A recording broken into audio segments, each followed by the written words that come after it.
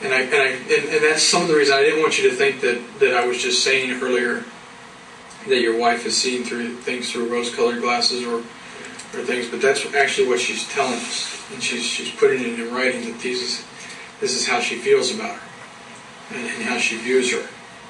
And I want to bring it back to a more realistic, because I think you have a pretty good handle on what your daughter's been doing since age 20.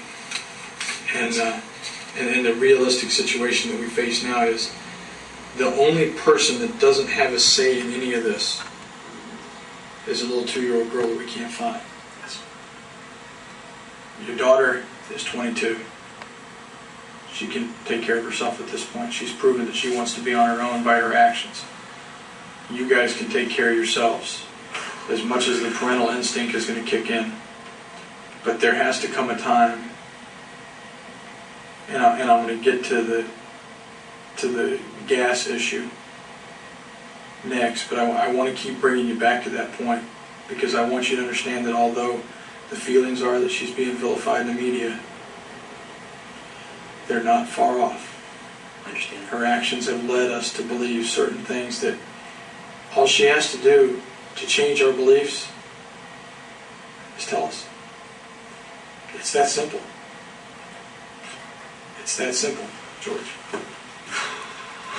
And I want to go back to the gas now. I want to talk about the 24th.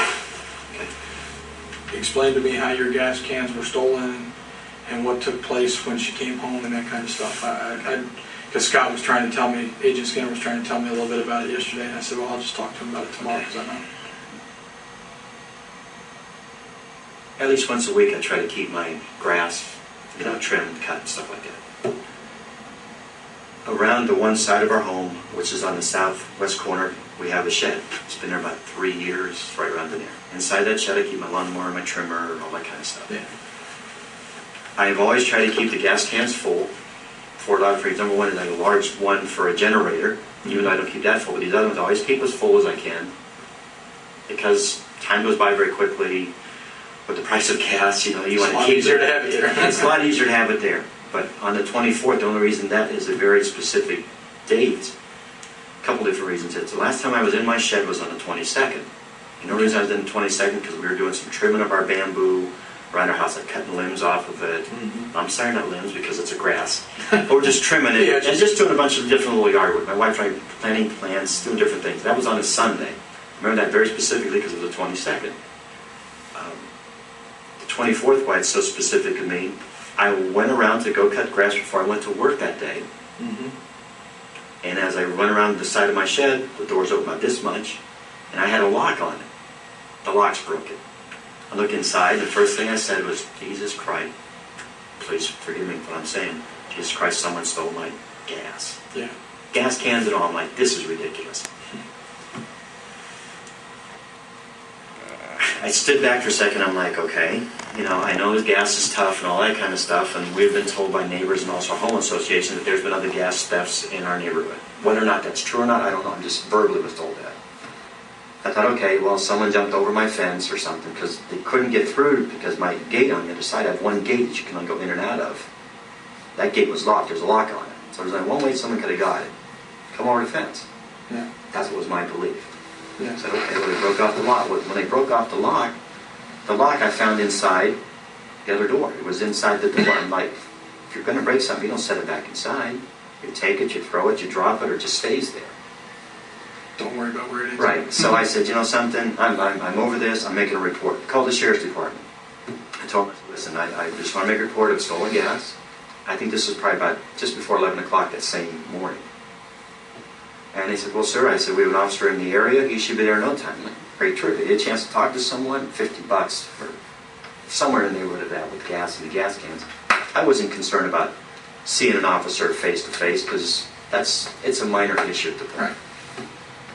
So again, the guy shows up, introduces himself, gives me his card, and we talk about it. He had me give him a statement. I wrote a brief statement down that the last time I was in my shed was on Sunday. I believe it was early in the afternoon.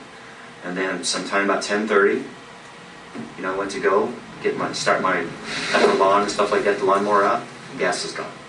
That's the reason why I called. He did not ask me. I did not offer any information about who I thought might have taken it or anything like that because I didn't know. I just let it go. That same day, right after this report was done, I called my wife. I said, I just want to let you know, I made a report to the sheriff's department. Someone stole the gas cans. They broke the lock off. She said, you got to be kidding me. I said, not joking one bit.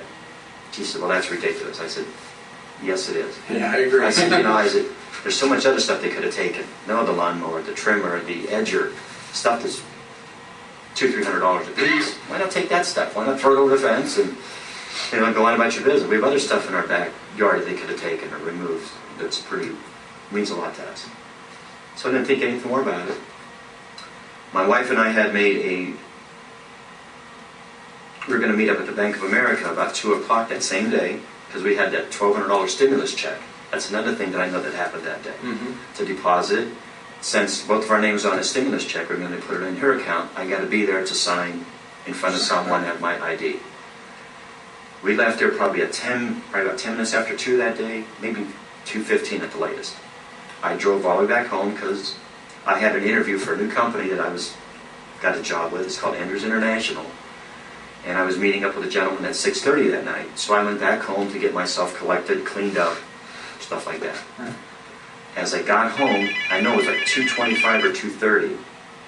As I'm inside, getting ready for this interview that I had a couple hours ahead of time, or about 4:30 to 5 o'clock, the garage door goes up. Who comes in the house? My daughter. She's got a smile on her face. She's dressed pretty decently, nice pair of slacks, nice top on, blouse type thing. I said, hey, how you doing? I said, where you been? She says, oh, Dad, I got about 10 minutes. I got to go back to work. I got a meeting. I said, well, where's Kaylee? Oh, Kaylee's with Zanny. I said, I'd like to talk to her. I haven't talked to her in a couple of weeks. What's going on? Dad, she's fine. I'll be picking her up tonight, or at least you'll see us tomorrow. I said, okay, what time? I already talked to Mom. Mom knows. And I'm like, well, it'd be nice to hear that little girl, we haven't seen her. Dad, everything is fine. Don't worry. I got to get to work. Well, this crazy notion came over my head. I said, no. I said, I don't know if you've heard or not. She says, oh, yeah, I already talked to Mom. Mom